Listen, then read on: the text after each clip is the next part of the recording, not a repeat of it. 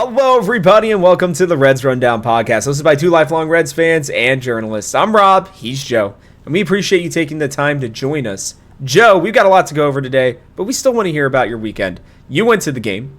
How was it? We'll go into it a little bit more in depth later, but yeah, all that. Yeah, might as well get it started off now because I've made a lot of NASCAR fans mad by my comments about the game on Twitter. So, yeah, I'm glad I went. I would have made the same decision. I ordered the tickets months ago, and then 2-3 weeks ago I was told, oh, you're the godfather in someone's baptism that is on Sunday, the day after the Bristol game. So oh, no. I had to finagle driving all the way down there on Saturday with my family.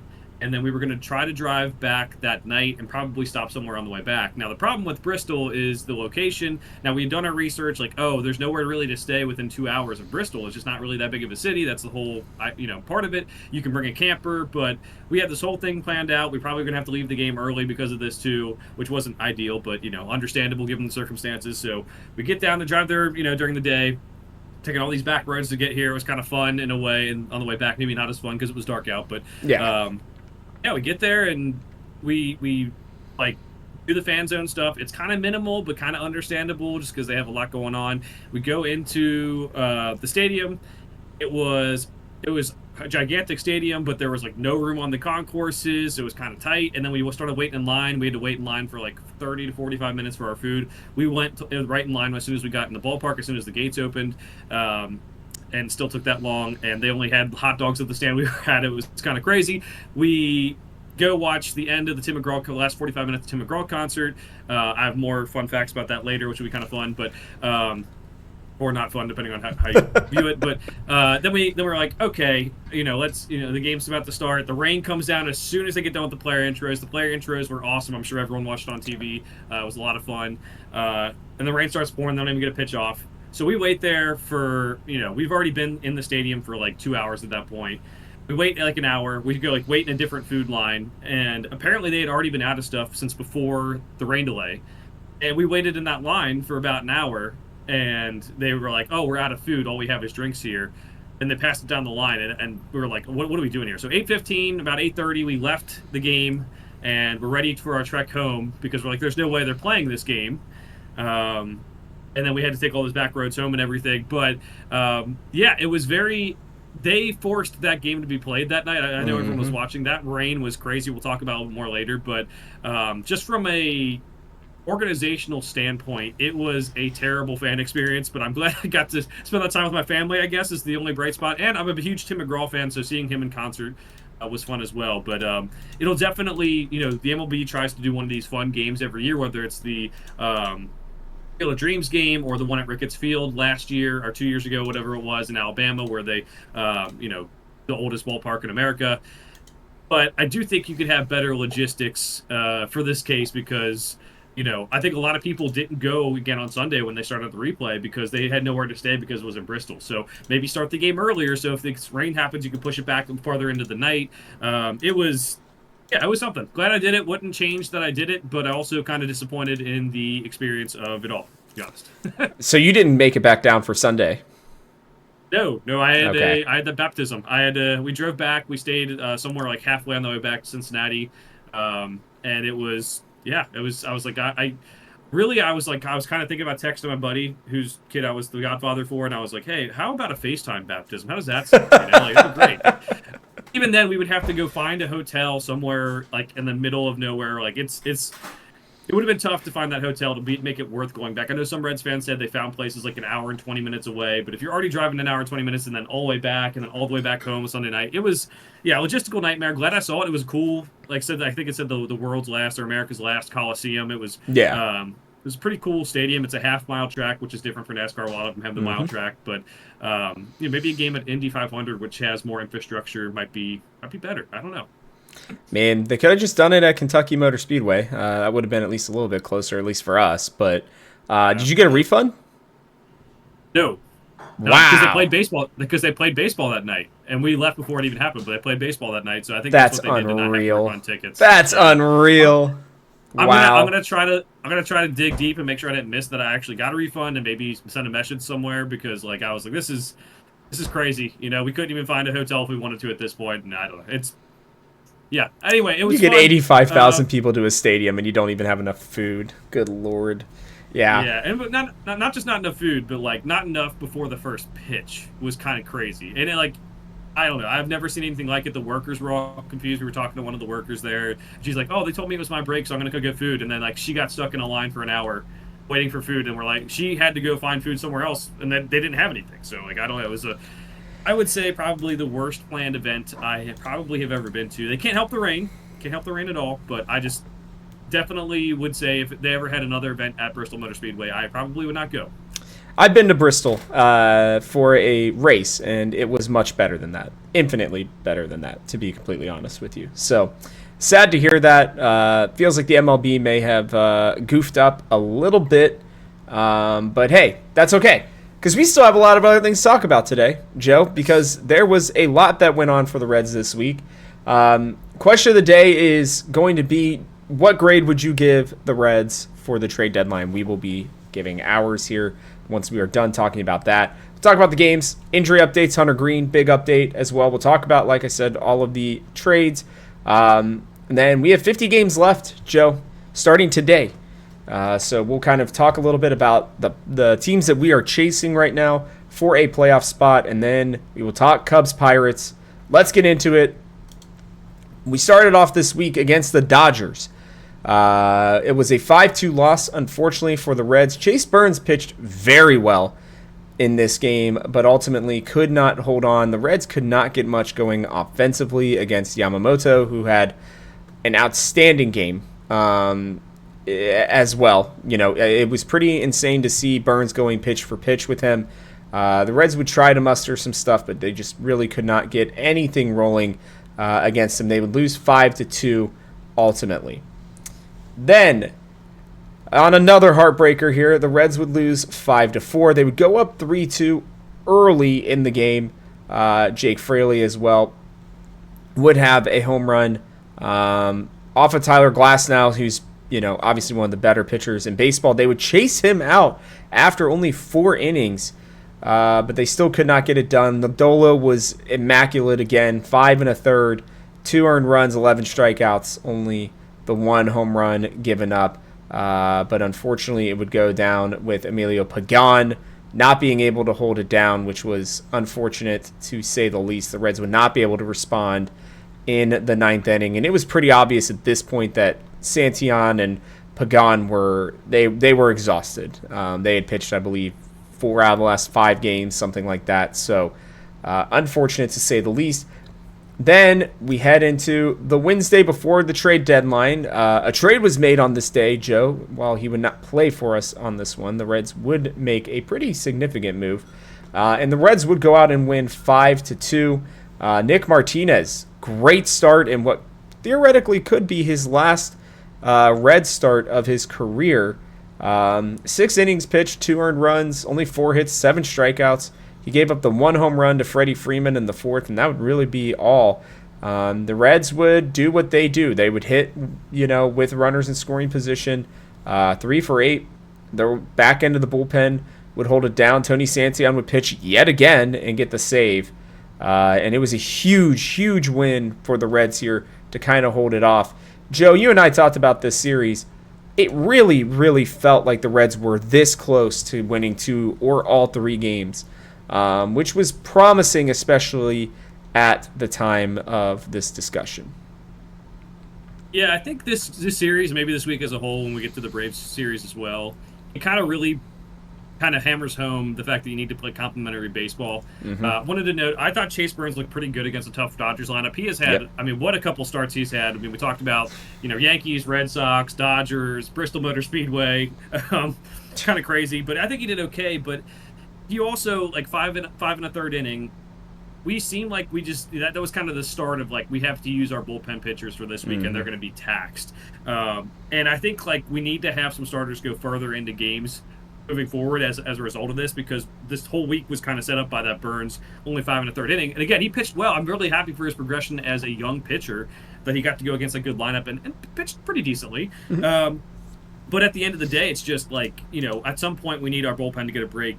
And it just didn't happen this week, especially with what happened later in the week. I would say Lodolo really fooled Shohei Ohtani in this one. If you see the clips of Oh, Shohei yeah. and his face, great. I think that he's obviously he's been really good this season for us, but he's just finding a new level, and I think that's really cool.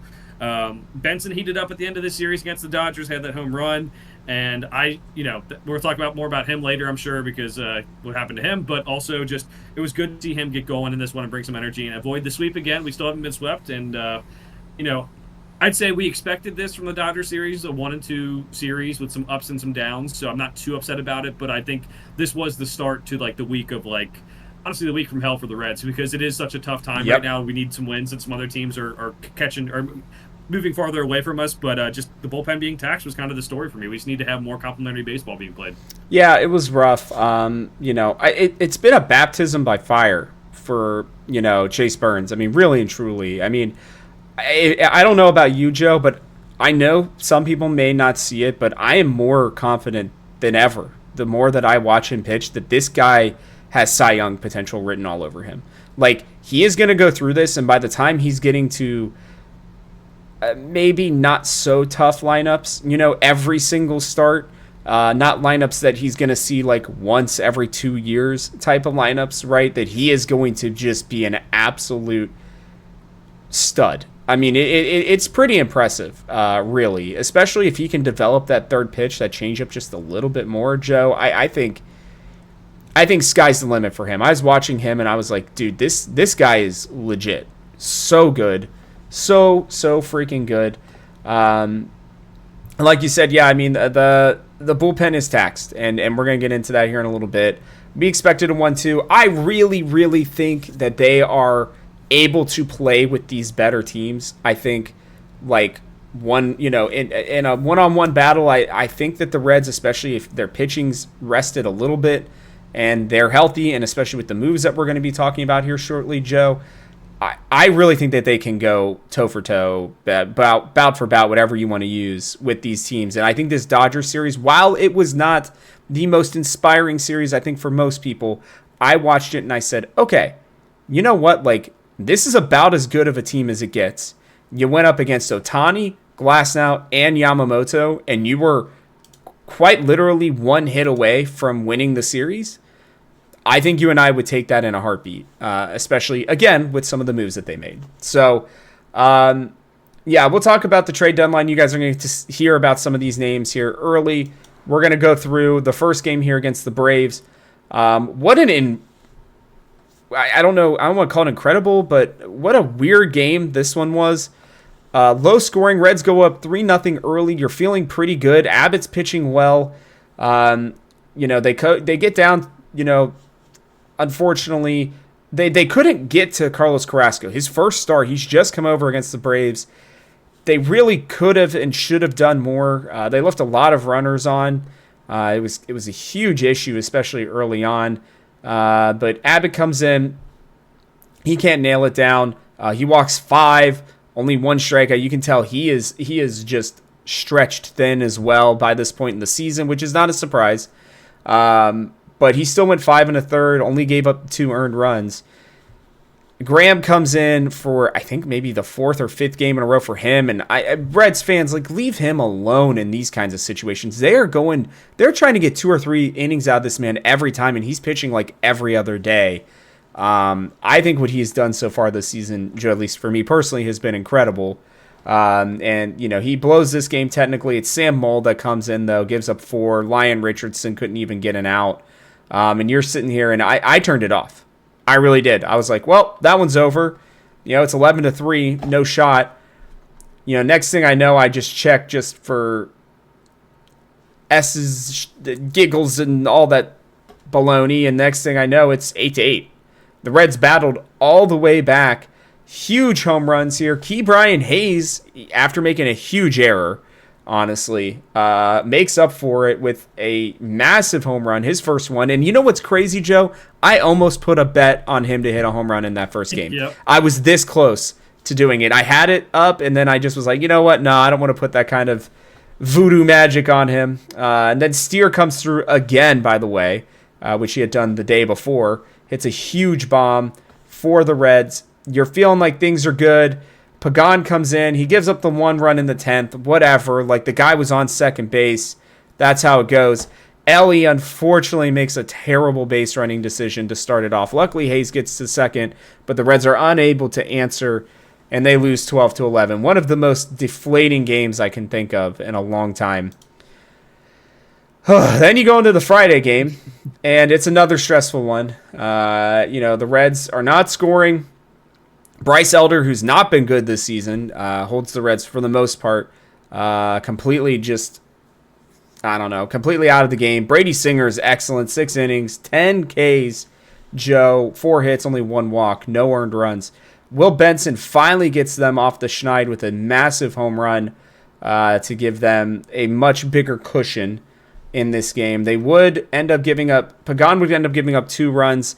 Things were looking a little bit dicey before we head to Bristol, and then he finally gets the last out on a little nubber to Matt McLean. Reds finally get a win. At this point, they're 2-2, and you're feeling okay going into the Bristol game. What a crazy, crazy game like you talked about, right? All the rain, everything. The Reds go up 1-0. They are pushing already early on in the game, and then they call it. Austin Hayes gets a hit. Miguel Andujar, one of our new additions, you think is up in a perfect situation against the lefty. This kid is reeling, no doubt about it. Yes, it's raining. Yes, it doesn't look good. But the Reds lose all of their momentum. Ellie, unfortunately, gets caught in between bases. Not his fault, by the way. That ball was absolutely stung. It's just Austin Riley happened to make a really, really good play. I don't know why Ellie tried diving. I think he can outrun Austin Riley. So, was a little bit of a small mistake on his part, but again, not in terms of he had to go home. There was nothing else he could do in that situation. The Reds would put on another one, but it would be the Eli White game for some reason, where he's going to win 1 game a year maybe at most by himself apparently, and this happened to be it. 3-run home run off of Brent Suter. Chase Burns did start this game, struck out 2 in the rain, looked like he was about to be dominant. And then the Reds did what they did. They can't get to Waldrop at all, unfortunately. And that would be pretty much it. Eli White would hit another home run. The Reds would come knocking in the 8th and the 9th. They would be unable to get it done. We were this close, by the way, again, on a Matt McLean home run, too. Almost got knocked over the right field fence there, but did not to tie it up. And we walk out of this week at 2-4, Joe. Just a huge bummer. And I'm going to say this not to... Obviously, the Braves had to play in the same situations, but it really felt like the Reds were about to have the Braves on the ropes early on in that first inning. I understand that the rain was there, but it got to a point where I knew the momentum was crushed, right? Ellie, they do that awesome double steal. I'm thinking, okay, like things are good. Maybe they're going to be okay here. And they just could never kind of figure out. I mean, 2 runs on 10 hits is pretty tough. Really tough. You're pitching in a weird environment. You were up late the night before. You have to get back to the ballpark, soon. It was a weird situation all around. I'm a little worried that this entire week really messed up the Reds a little bit just because of all of the issues that they're going to have. Like you said, the bullpen was super taxed. Brent Suter, I think, went as best as he could, obviously, as he's done all season, but it just wasn't good, Joe. It was really disappointing to see this situation, not only for the fans, but even for the Reds. It felt terrible. Yeah, my niece asked my brother, hey, why don't they just put the raincoats on and play?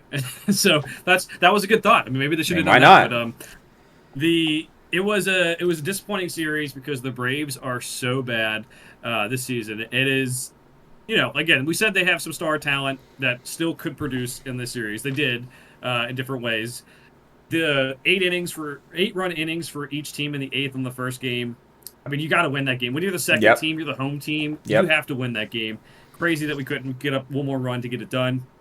The second game, talking to a Braves friend of mine, like they're the same way as the Reds. If they ever win a game by scoring a lot of runs, the next game they don't really do much. And that's when Brady Singer had his big thing. So he actually had money on Brady Singer to have the Reds to win and a Brady Singer to have like more than 6.5 strikeouts or something like that, which, he had his 10 strikeouts, which was awesome. Yep. And then, just I think the Braves managed it better than us. I do think that they managed it from a long-term perspective of, hey, Spencer Strider's been hurt this year. We don't want him getting hurt in a game that really doesn't matter for us because, 20 games under 500, whatever it is now.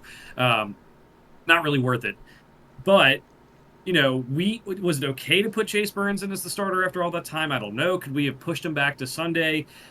It was definitely a tough decision. I do think we mismanaged it from the start. But it also happened in a week where it's like everything went wrong with the bullpen in terms of just their usage and how they had to be used. So I will say, a lot of people criticize Terry Francona, especially for some of the stuff we're about to talk about with who gets sent down. I don't really buy into that, but I will say maybe he could have managed the situation a little better. But also, it's like it's a one-off game on a Saturday where they start the game in the middle of a monsoon when they really shouldn't. If you look at the radar to look at whatever is coming, and then they push like the rest of it back on Sunday, and it's like this is kind of a messy situation from the start. I think this is a tough week. I guess really quickly go over what else I had here. Will Benson homered. He had a hot week. That was really good for him. Really important with TJ Friedl on the paternity list. Yep. Eli that's White the other thing too. TJ Friedl gone for half the week too. Yeah, Eli White had 2 of his 6 homers in the game in the Bristol Motor Speedway, which good for him. I don't know if the cars going around the track was pretty cool when they hit the home runs, but Eli White hitting home runs off us to win that game for the Braves is very frustrating. As a team that doesn't have much power ourselves, having a guy who has less than 5 home runs on the season come in and knock 2 to get a win is crazy. It was frustrating, but now this sets us up in a situation where we are in a backs against the wall because of other things that happened in the league, but also what happened here. Our bullpen is tired.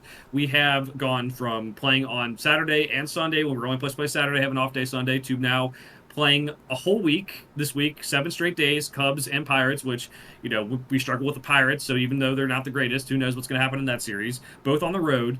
And you really, at this point, the way things are looking, you can't have another week where you have a losing record. Like, you can maybe go 3-3 some weeks, and that's fine. But 50 games left, we're down by 4 games in the wild card.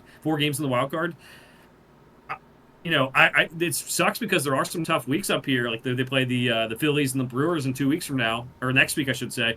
And you have to win at least 3 games. So the backs up are against the wall. It's going to be fun to see if they can pull something out of it, and I do think that their moves made them better that we'll talk about as well. But that was like the extra thing. That bullpen's taxed. We have so much pressure on us now to go win, and we weren't given much help by the rest of the league, to be honest. Look, if you want to be a playoff team, you got to earn it, right? Like you take your lumps and you move on. If these guys want to win, they got to get to it. Now, if I'm Terry, I gave them the day off today, until game time, right? Like, you got them out of Bristol, Tennessee as quickly as possible. You got them on a plane, and then you got them set up in the hotel and said, go do whatever you need to do for the next, 12, 24 hours or whatever until game time tomorrow. If it's sleep for 12 hours, good. If it's, go and relax for, 3 hours in the pool, whatever it is. Like, these are one of those weeks that are going to happen, right? Everything's going to feel like it's gone wrong for you. You have to win that mental battle. And there are some big things we're going to talk about literally here right now with the injury updates that need to happen where I think this team can make things happen. So, starting with these injury updates, Joe, Hunter Green, according to MLB.com, the exact wording is, Green's fully recovered and will pitch again on August 3rd for Louisville at Omaha. He did that yesterday. Looked good. I think he should be back on August 8th against the Pirates. We will have to see. You and I can talk about that. That's 5 days from now, or from that game. He should be able to get in there. We'll get over that in a second. Ian Jabot started rehab with AAA Louisville as well. Wade Miley is working on lengthening. And then this was a surprise. I hadn't seen this for sure, Joe. But Rhett Lauder is now saying that his return time is 2026 officially, according to MLB.com. I had not heard that. I had heard that they were still planning on trying to get him in this season. But I don't know, Joe. Maybe I missed a report at some point while I had a pretty busy week in terms of not being able to like listen to the games completely. I was obviously watching them either on mute or while I was at, we had a wedding shower. So, I was there like, keeping track of it where I could. But, yeah, I don't know. It's interesting. So I wanted to quickly talk about Louder, and then I have some thoughts on Hunter Green as well. Yeah, glad, I guess, to start, Jabot and Miley, glad they're somewhat working back just to have some depth the rest of the way in case something happens. So good for them for stepping in and helping us, especially Miley, where he didn't even know if he wanted to pitch anymore. Rhett Louder, yeah, he's been like one of the weirdest injuries I think I've ever remembered, because there's been almost no updates ever. And like, I guess at this point, I kind of assumed that he'd be back next year because we're in August now. But it would have been nice to have a guy that we brought up at the end of last year and pitched pretty well. I know the metrics, the regular stats were good. The metrics weren't always the best, and that's why people don't really like him as much, and that's fine. But like, he pitched well in the same way that Andrew Abbott pitches well, and the metrics don't say the greatest things about him either. So I would have loved to have him in the rotation this year, especially with some of the injuries. And then Hunter Green, 2 runs given up in that start in Louisville, but he also didn't give up any earned runs. I think it was good to have that good start. I think it's time. I think you're right. We have the Pirates August 8th. What better way to, our backs up against the wall, to have our starting pitchers at almost full strength? Obviously, Rhett Louder not being there isn't great, but having Hunter come back, having Zach come in, as we're going to talk about a little bit here, Zach Littell, that really makes the starting rotation so much better. And thank you to Nick Martinez for being such a good team player, being like, I'll go to the bullpen. I just want to win. And it's like, that's awesome, dude. He's probably sacrificing some money. I know Chris Welsh said on one of the pregame broadcasts that, like, hey, he's going to make himself some money this offseason because teams will be like, well, that guy will do anything. He probably sacrifices himself some money if someone says, oh, you're just a bullpen guy. But I think he is sacrificing that for the team and really does want to win. And it was really good for the clubhouse. I'm sad that he had to move roles if he is bothering him at all, but I'm happy that he seems to be in a good headspace about it too. So that was kind of my take, is that Hunter Green seems like he's ready to go. And you're right, like, if not August 8th, whenever the next day we have, a chance to get him in the rotation, it should be this week. Yeah, they push somebody back. I do not give. I wasn't swearing earlier. I'm going to say it now. I don't give a shit. Get him in. That is the reinforcement. If he is going to be the guy for Cincinnati, if they are saying nothing is wrong, and he has gone out and he has thrown a bunch of games at AAA, they need him. Like, they really do. This helps the team. Having a fresh ace, like a truly fresh ace, he's basically not pitched in 2 months at this point, right? Like, and at least obviously an MLB game. Getting that kind of reinforcement is huge. Having a starting rotation of him, Littell, as we will talk about here in a minute, Abbott, Lodolo, and who am I forgetting right now? And Singer, right? If Singer is truly your 5, dude, that is the kind of way that you can make a run, right? Because that's going to get your bullpen back on track. You're having these guys go deeper and deeper into games because they can, right? And you're getting leads potentially early because they're holding them to 1, maybe 2 runs in 5 innings. You're hopefully scoring 3 to 4, right, off their starters. Like, they have this starting rotation that can go up against really and truly, Joe, anybody down this stretch if Hunter Green can come back and be healthy. And then you move Chase Burns to the bullpen, right? And we saw literally he basically opened the game, right, on Saturday, right? Came in and struck out 2, looked absolutely electric. If you need to go 2 innings with him, great. He basically, steps in for the people who don't like him, right? He's basically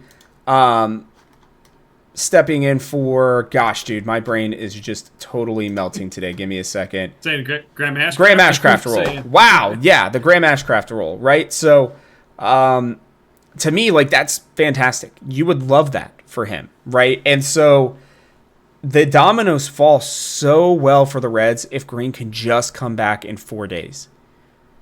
And in my opinion, if I'm Terry, like, I'm sitting him down and I say, dude, I know you're worried about that groin.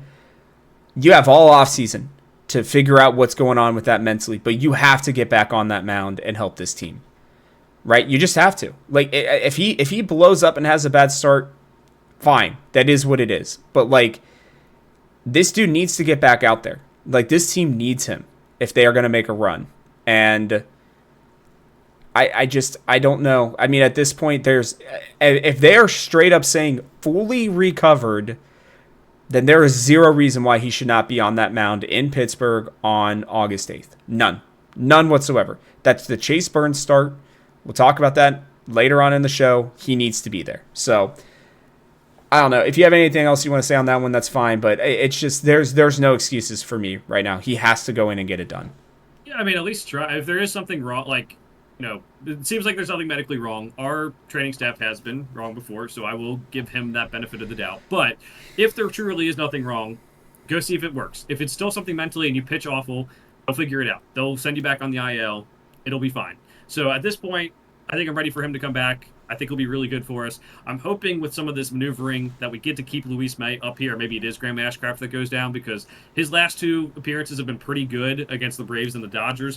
No earned runs given up, 3 hits in 2.1 innings, but he also went more than an inning against the Braves on that and yesterday. So that's the good news. So I do think that this bullpen with these moves can be a lot better. Nick Martinez has been better out of the bullpen this year, so for limited time. But I love that he used his throw days for us in the bullpen. But this really could turn the pitching staff from that one trade with Zach Littell coming in, we're going to talk about, can turn this pitching staff from being very good to possibly elite if things go well. Brady Singer being the 5 is great. You get your worst starter, Nick Martinez, by ERA at least, out of there. You put him in the bullpen. You get Chase Burns to stay there for now, who is the worst starter in terms of guys who aren't qualified for ERA, but a guy who seems to be figuring it out, and a guy who, honestly, like, when he has it, usually it doesn't always last that long. I mean, at least since his pro career, it seems like it's something like sometimes he has trouble going through the orders more than one or two times. So maybe this is a good move for this season anyway. It just has electric stuff anyway. So this is the best case scenario with what they could do. I still would have liked to get another bullpen arm, but if this works out where Nick Martinez pitches well in the bullpen, if you do keep Luis May and he keeps on improving, this bullpen could be pretty good too. So I'm excited for it, and the only key piece left, as you said, is just Hunter Green coming back, and like I said, just see if you can, if it works. If it's all fine physically and it's just a mental thing, maybe the best thing to get you back on track is to just pitch. And against a team that's just, it's a perfect team to go up against, man. It is. We'll talk about it. 50 games. Moving on to transactions. Joe, big week for the Reds. Trade deadline. We were praying for moves. The Reds did make moves. Not the ones we expected, but we'll give our grades here in a minute. Key Brian Hayes from the Pirates. Probably one of the biggest surprises of the deadline, I would say. It's up there. But a guy who they had locked up as their dude at third base, they had given up on, and he comes over to the Reds. Taylor Rogers goes to the Pirates. I was afraid, by the way, Joe, that when they flipped him to the Cubs that they were going to get a ton. They got nothing. So really and truly, nobody wanted Taylor Rogers, really. So good for us. Can't wait to hit the crap out of him in Chicago here this week, hopefully. Sammy Stafura as well, which was probably the best prospect we had that we gave up in this week. And then some cash considerations, which I can't imagine was very much at all. Then the Reds went out, early on, I would say, on Thursday, and got Zach Littell for Adam Sumanowski and Brian Van Bell. Brian Van Bell, if you remember, Joe, was the guy we picked up from the Red Sox earlier. AAA pitcher, depth guy, like 10th on your, starting pitcher depth chart. No big deal. Then the Rays went and flipped Sumanowski to the Dodgers. Somehow the Dodgers made out like bandits for giving up nothing. Unbelievable, by the way, for them. Still have no idea how that worked out. But the Reds, in all reality, got Littell for very, very little. Even though I know, he's a lefty. He was, I think, our number 11 prospect at the time. Whatever. I don't know. Then the Reds did get Miguel Andujar as well, an option that people had been thinking about for the Reds. I'd seen a little bit of chatter. Could be a good fit for them. For Kenya Huggins, a guy who's figuring it out a little bit, number 22 on our prospect list. I think he was 24 before the other two trades. So anybody below the 20s, for the most part, you have your Luis Mays down there and stuff, but for the most part, they're not guys that you're going to miss. Connor Joe gets sent down to AAA. Lyon Richardson does as well, but then he came back up, then he's back down again, and then the big one was Will Benson getting sent down to AAA. Don't know what Terry or maybe the front office has against Will Benson at this point. But a move had to be made. We'll talk about the active roster here as well. But Joe, in a vacuum, what do you think about these moves?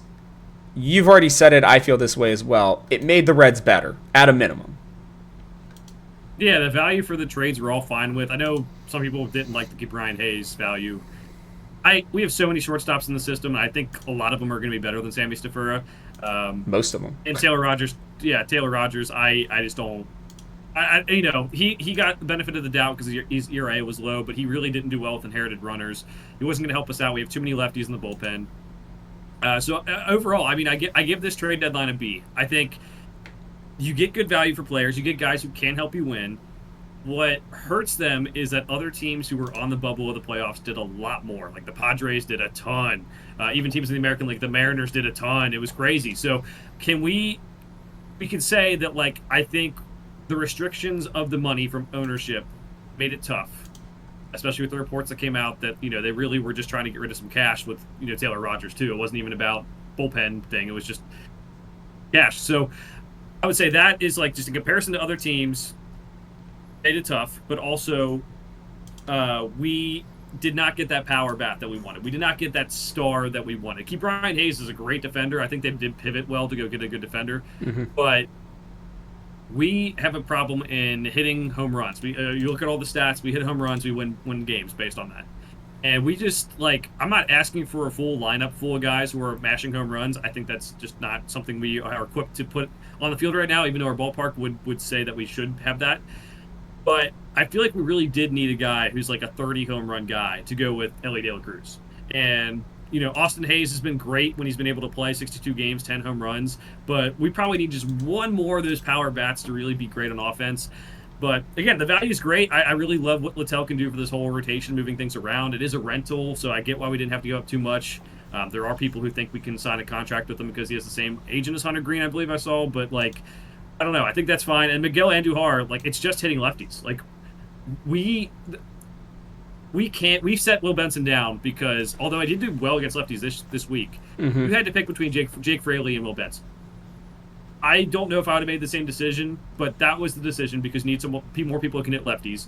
Those guys, we'll say both of them, haven't really played up to par for the last 2 years. Jake Fraley has a higher batting average. Will Benson has been a little bit more unlucky, and I would say his ability to play center field this week was great, and just popping his bat was great this week. But I don't know. I don't really care. I know a lot of people are on like, Will Benson shouldn't have been sent down. That's fine to just say you want Jake Fraley sent down. Everyone wants Santiago Espinal, my guy, but it wasn't going to happen. They wanted another infielder up here because I'm pretty sure they don't want Miguel Andujar in the field almost at all if they can help it because he's that bad. And I think they want Matt McClain to back up shortstop. You just need more than one that. We needed a backup infielder, so he was going to be on. Well, I don't see what the other solution is besides sending Jake Fraley down. I think the moves that were based off of the trades were fine, given that the trades were about a B, and we're just lacking just that power bat, Rob. It's just like in this ballpark, can we have that one power bat that could push this lineup forward? Because there's so many games where we have inconsistent offense where it's like we score one run. If we had a power bat who hits one home run, has 3-run homer, we might win some of these games that we're losing, 2-1, 3-1 this year. So that's the frustrating thing. But again, I'll give it a B. Nick Krall, good job doing with the financial restrictions. I still think that he could do a better job, but I will say in this situation with the money reports, that's decently impressive for the attorney guy. I would give Krall himself, just purely based on the restrictions, an A. The fact that this man found things that none of us would have thought about and did it without having to give up pretty much anything. You still keep all of those guys that we talked about, Joe, even Chase Petty, who I think was probably the main piece that they were dangling out there. They will use that, I think, during this offseason. You're going to get a lot of money back with Nick Martinez likely being gone. I think that Chase Petty is a Red through the rest of the season, and I think nothing beyond that. So I give him an A. I give it a B+ overall because, again, I think Hayes is going to be better than people think. His hard contact rate is actually pretty decent. I know that the Pirates are like, he can't hit at all. Like, he's had 3 hits already as a Red, in 3 games, and it's been kind of a weird, week for him as well, going from Pittsburgh to the Reds to Bristol Motor Speedway and now to Chicago. Like, I will. Yes, he had that really weird error as well. I don't understand what he was doing for a Gold Glover who I know is very good. It felt like that was a little bit of just nerves, to be honest with you. But like, if we end up really missing Sammy Stafura or Adam Siranowski or Kenya Huggins, then we have a lot of other issues, is the way that I will put it. They made this team better. You now have a Gold Glove caliber third baseman for the future. This signifies to me as well, by the way, that they really believe that Noelvi Marte is going to be an actual right fielder for the future as well. His bat's good enough. He's got a great arm. Signifies to me that they really and truly believe he might be their right fielder of the future, which is kind of cool, actually. You know, I had not really thought of that. I'm intrigued by it. I still think they might want to upgrade over the offseason, but we'll see, right? We will see. So I give it a B+. I think it's great, especially if Zach Littell. Now, he was one that I was wondering, you know, why, what was taking him so long to get there. I know he technically doesn't pitch for a couple days, but it felt like it was kind of weird that I didn't hear when he even got to the field. But I think he met them in Bristol, or at least met the team and then flew with them to Bristol. But I didn't see or hear really anything about him. But I love, actually, right at the buzzer, the Miguel Andujar trade, Joe. Look, we want a big bopper, but we also want a guy who can hit lefties. And if this team's thing is going to be that they just hit a lot of singles, right? If that's going to be their thing, then you want another guy who can mash lefties, right? And that's kind of the whole point, is to keep that lineup going. This guy's going to do it. I think he was batting .422 against lefties heading into, getting traded to the Reds. He's still batting near 300 for the season as well, Joe. So I think it's a really nice little move for them. Is it the type of guy that we really, really wanted? No, but this team consistently is making moves to get better. And I know this isn't going to make anybody feel better either, but I think that they still are just one big signing away this offseason, Joe. Both, from the batting standpoint and from their reliever core, from being a top tier team next year, without a doubt, in my mind. I think that they are going to be that close when we get to that offseason, because you're going to need that middle of the order bat. There are going to be guys who are available. You go out, you get that done. Now we're cooking. Now we are really, really cooking here, because I think Matt McLain will be better next year. I think Noelvi Marte will be better next year. We're finally getting to a point where we're getting upset with Benson going down, but it's because there are other guys who are really good on the team. Espinal, I slightly agree and disagree with you, just in the sense that I think Gavin Lux can play second just fine if McLean needs to slide over to shortstop for a game. If, God forbid somebody gets hurt, you can just call him back up, right, in my mind. I really think Benson probably would have been the better guy to keep, but I just don't know where he's going to play now, because I think Andujar is going to play a little bit more than people realize. I think Noelvi Marte is going to be starting. I mean, the depth chart has Noelvi Marte in right field. They are platooning him and Jake Fraley. That is the end of the conversation there in my mind. So that's the thing, is I want Will Benson to get consistent at bats. He is not going to get them up here as much, because Marte seems to have the right field spot. I'm happy with him being in AAA. I think because Jake Fraley has the shoulder issue he's playing through, he will be back at some point. He will be an impact on this team. I do think that he has been up and down.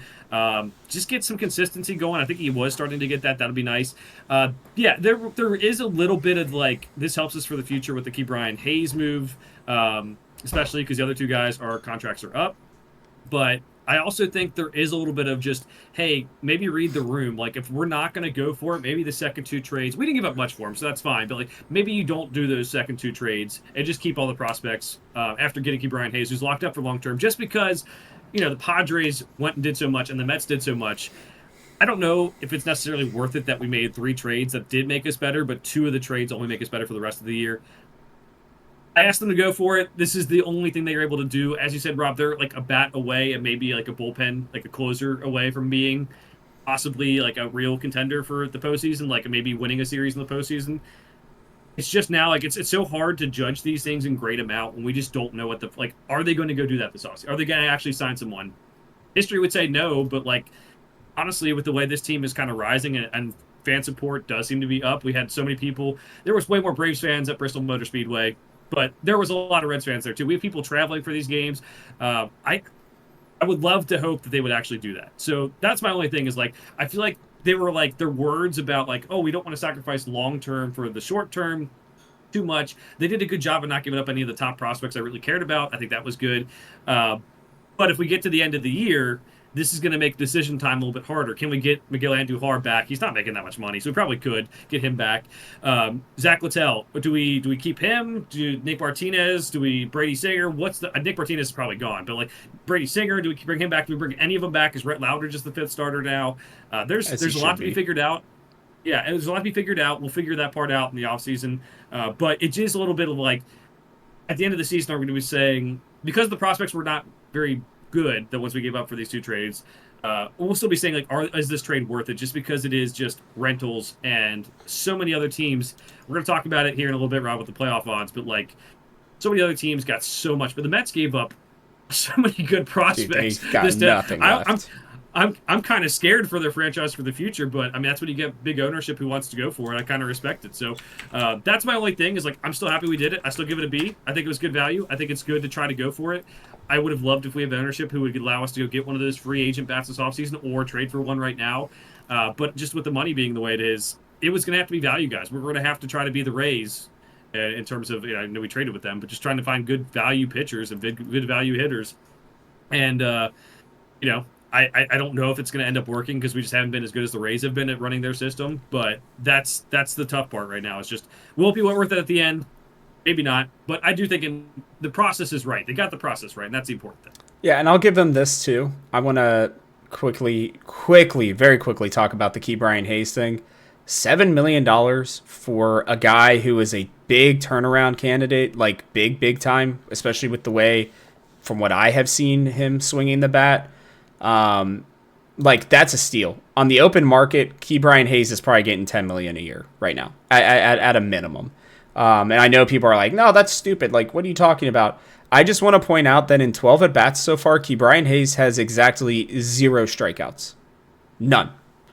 Okay. Like, like if you guys want to hear anything, I understand that's going to be frustrating. He'll probably hit into some double plays. He's pretty quick, so probably not too many, but this dude makes contact. Joe, he doesn't walk a lot, sure.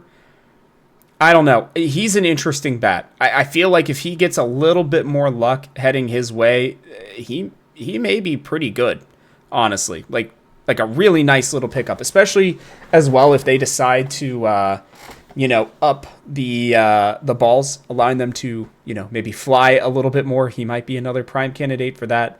Yeah. He's only, 28 years old? Like, he's going to be here for pretty much the entirety of the time that Ellie's supposed to be here at this point, too. I mean, I really and truly, this is a pretty solid little move that I just never would have ever guessed that we'd have Ke'Bryan Hayes. And look, if he ends up sucking, whatever, it's $7 million a year. They can either trade that or eat it at some point. Like, I don't know. I really liked it. I think it's fun. I didn't get the hate for the trade. I definitely didn't, like he made the error and that was bad, but like people were jumping on him already, and I'm like, come on, like this. What are the other options? You guys, everyone else are always hate Santiago Espinal. I get it. I get why you don't like him. Yeah, this is a better Santiago Espinal. It is. His war is bad. I get it. That's what you like. You guys are all into the big metrics now instead of looking at what's actually going on in the field. Like Chipper Jones said before the Bristol Motor Speedway, sometimes being a tough out is important, and that's what I value. But other people don't. Okay, so you want Noelle Marte? Do you want him to be back in third place for the future? Because I sure as hell don't after what he's done defensively this year. I think the right field might be perfect for him for the future, to be honest. Do you want to bring back CES and bring up another flyer where he just has not hit the ball and he keeps on swinging at bad pitches all the time? No, like this is the best possible option. You didn't give up much for him. I don't really care about giving up prospects at a position. We have plenty of them when I do like a lot of them a bit more than him in our system. I'm totally fine with Ke'Bryan Hayes.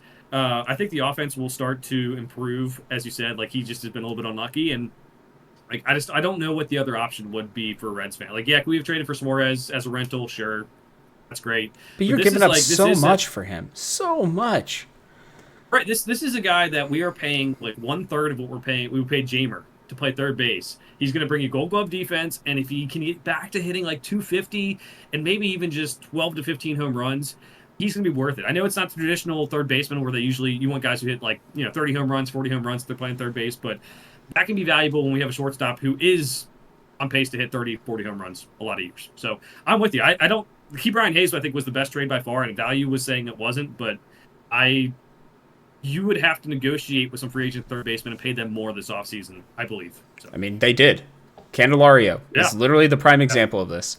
Look, they're going to win with pitching and defense. That's how they're going to do it, and that's not a bad way to go about it. I'll be honest. They'll hit enough home runs. Matt McLain will be better, right? Like, Spencer Steer will be better, and if Spencer Steer is not better, they got some guy that I've heard of named Sal Stewart who can play first base and DH like long term, who is absolutely mashing the ball down in AAA right now. Like, they have options, guys. This team is going to be. I give a lot of credit to the front office because I did want them to go for it. I still do, but I don't know. They definitely could have done a lot worse than this, is what I'll say. Yeah, one last thought. It isn't maybe the greatest long-term play to just do pitching and defense. They will eventually have to get a bat if they want to be serious. Yes. But just look at the Tigers. Tigers last year, they had, their leading home run guy was Riley Green with 24 home runs. No one else had above 18. Like, you can build, and they really went a hot streak late in the year when I think a lot of people are struggling with, the ball isn't flying out of parks as much because the weather's cooling down a little bit. Like, yep. Maybe the Reds are that team that can do that, especially, they obviously have Tarek Skubal, who's very, very good. We have a couple of different guys who are very, very good. So I really think that short-term it is not the worst idea, and long-term, yes, we need that bat. And yes, it would have really helped this year if they had, an extra bat. But I am not losing sleep over it right now. I'm more losing sleep over the moves other teams made, and I think that's kind of unfortunate spot you're in if you're a small market team. Yeah, it's a bummer. It is a bummer. But we'll move on because, like you said, we have these other teams. So 50 games left. The Reds are 4 games out. So we still have about a third of the season left, right? Which is actually a pretty good portion of it. The first third of the season was not great for the Reds. Second third was really good. If they have another really good third of the season, Joe, I calculated it for them to win 90, which is about what they would need to do to make the playoffs, right? Most likely. They got to win, essentially, 60% of their games, okay? They are currently already doing that before these moves, right? Yes, they had one bad week, but they had won 4 games in a row before that, so they're kind of playing about at that pace. If the Reds can win 6 out of 10, 7 out of 10 here and there, right? Like, they have the opportunity to make it. One team will falter. One of these 4 teams that I'm going to mention, either the Reds, the Padres, the Mets, or the Cubs, one of them will falter. There's no doubt about it. It won't matter. One of them down the line. The Cubs have already started running into issues, Joe. They did not have a very good trade deadline whatsoever. Actually, probably one of the worst ones, if you were to ask me. The Padres had a great one, but at the same time, they put their eggs in some very, I think you and I would agree, different baskets than what I would have expected. You're expecting guys like Ramon Laureano to keep hitting, Ryan O'Hearn to keep hitting, Their lineup gets deep, but they didn't necessarily, outside of Mason Miller, in my opinion, Joe, go out and get a superstar guy who I'm okay, I'm super duper afraid of. They got depth, but we'll have to see on that one. The Mets, yeah, their bullpen got better for sure, right? But they're about the same as well, right? They really are not necessarily an extraordinarily better team than the Reds right now. The Reds are 5 games back of the Mets, 4 games back of the Padres, and about 7 of the Cubs. All it takes is one good week and one bad week from one of these teams, and the Reds are literally right there. Right now, the playoff odds, some of the best ones, Baseball Reference has them at a 25.4% chance to make it into the playoffs. Actually pretty good. Playoffstatus.com has them at 13%. Power Ranking Gurus has them at 19.4%. And FanDuel has them at only plus 400 to make the playoffs. Joe, if you take care of business, and one of these 3 teams is bound to collapse, because they all 3 have collapsed at different points over the last few years as well, the Reds have a shot to make it into the playoffs. How are you feeling? I honestly think, considering how rough this week was with all the trade deadline stuff, right? With playing the Dodgers, with having a weird series against the Braves, only being 4 out is really not the end of the world here. We have seen teams come back from that with only like 2 weeks left in the season, right? So considering you have a month and a half, realistically 2 months of baseball still left, like, I don't know, it doesn't feel anywhere near impossible right now. Yeah, I think what you mentioned about the Cubs might be the most important because they didn't do anything at the deadline. That locker room And has the to be a bit Brewers. deflated. We've talked. Sorry. Yeah, the Brewers too. The Kyle Tucker extension, they've wanted that for so long. It doesn't seem like it's going to happen. I feel like there might be they might falter down the stretch a little bit.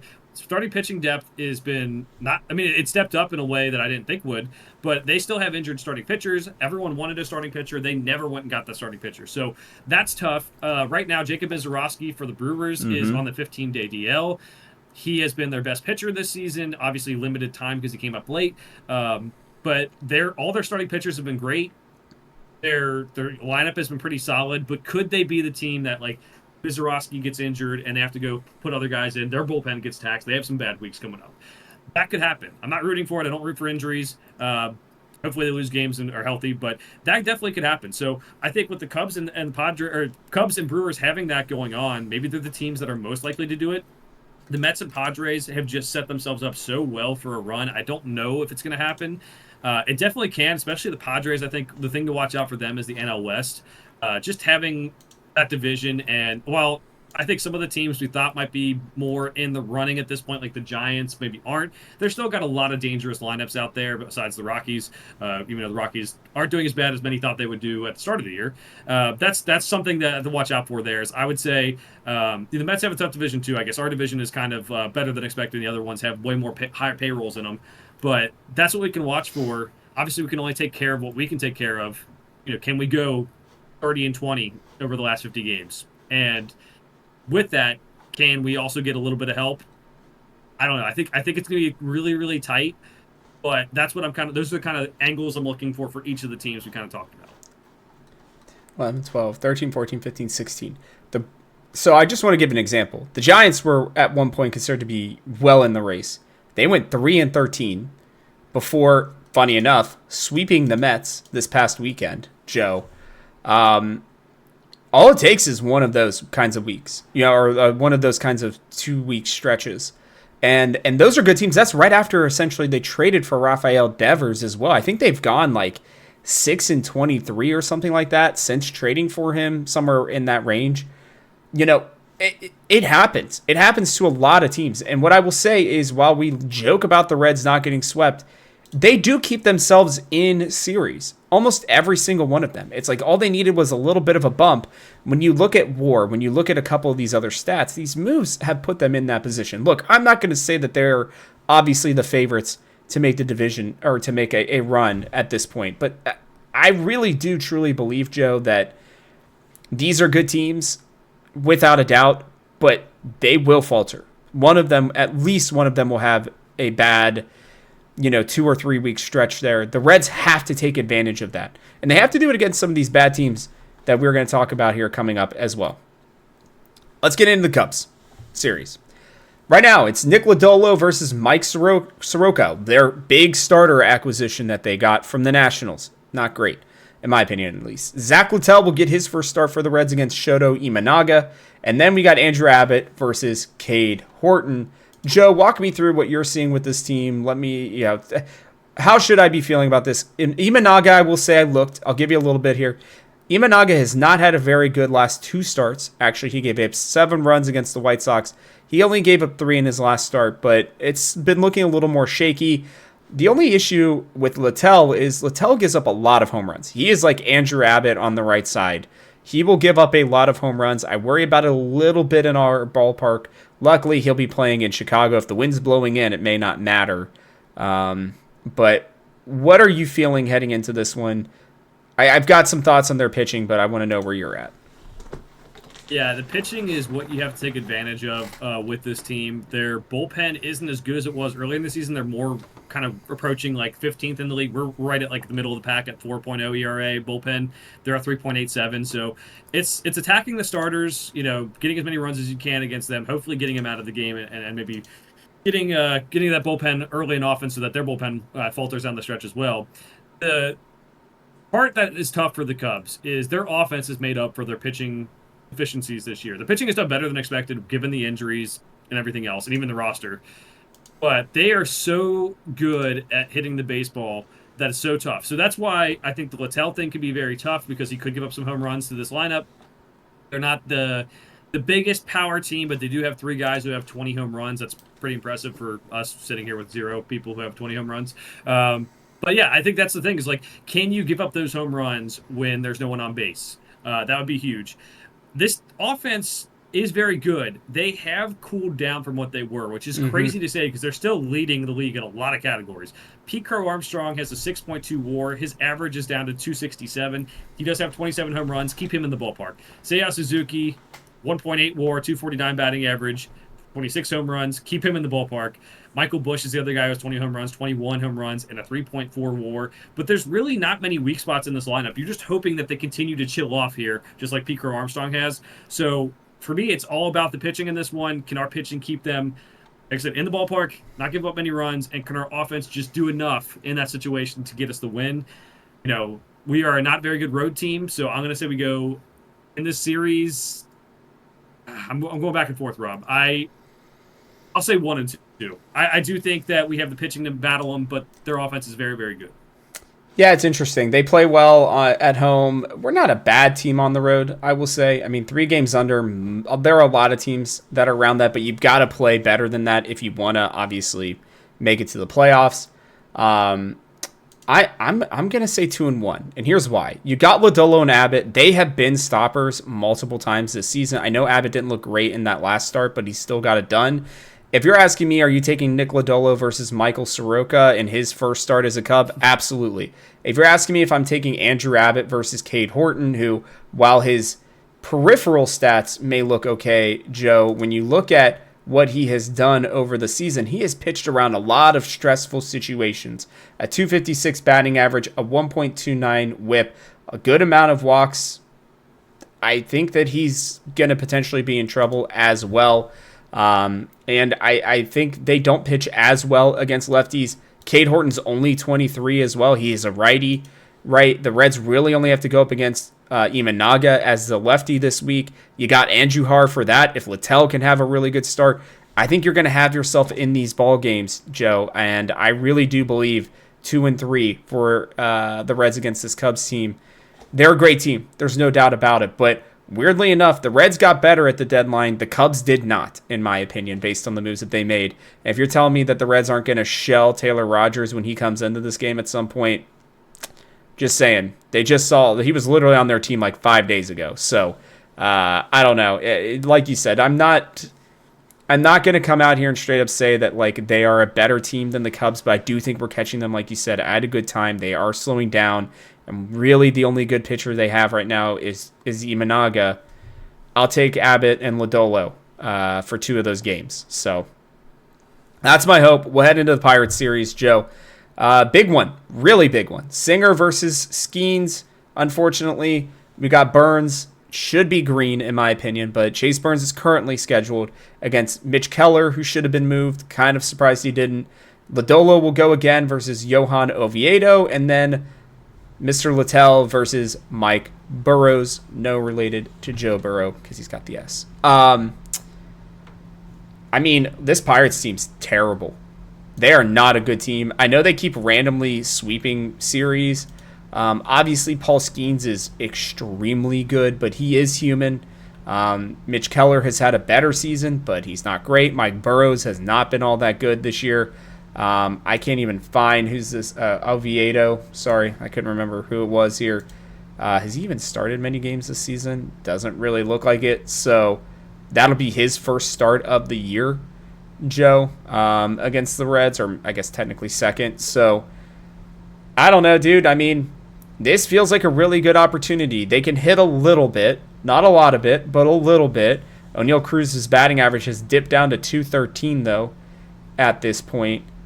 I don't see any reason why we shouldn't sweep them, but I'm going to go 3-1 just because I think we will lose potentially the Paul Skeens Singer game. But if Singer's striking out 10 and he can match Skeens, we're just getting to the bullpen at that point.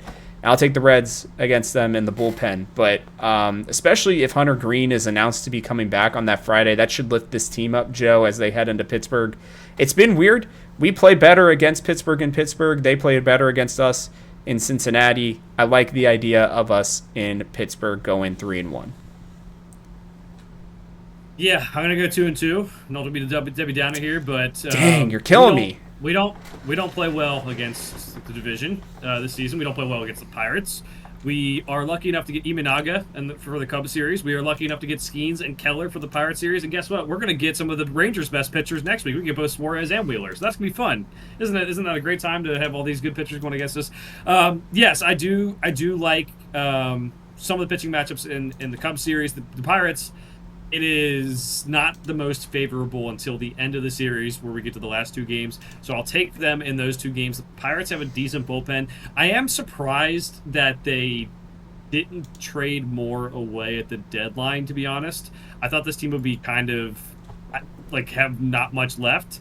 They don't really have much to start with, but I would have thought there's a couple guys, relievers and some other guys they could have traded and gotten something back for. But yeah, I'm going to say 2-2, be the Debbie Downer, say, hey, Reds, go prove it to me. The Pirates are also, like I said, very good at home, 31-25. That's what they do. I mean, it sucks that they're terrible. I think they're the worst team on the road besides the Rockies in baseball. So we'll say 2-2. That puts us at a really bad spot for the rest of the year, but I'm hoping they do better. I'm hoping I'm jinxing them into some success here. The Reds are 4-2. 4-2 against them this year, including a sweep. I know it was at home, but still, and they had that really frustrating 1-0 loss to them that they very easily should have won earlier this season. You're gonna lose one game to these bad teams, right? That just is generally gonna happen. I think that they're gonna play well, dude. I don't know. I have this feeling, a little bit of rest. Maybe I'm just being a little bit too hopeful for us, Joe. It's very possible. But they did just lose 2 of 3 against the Rockies in a series where against a team that is not very good, by the way. They gave up 16, 8, and 5 runs against a team that cannot hit anywhere near as well as we can. So I just throwing it out there. I know they also swept the Giants and almost swept the D-backs, but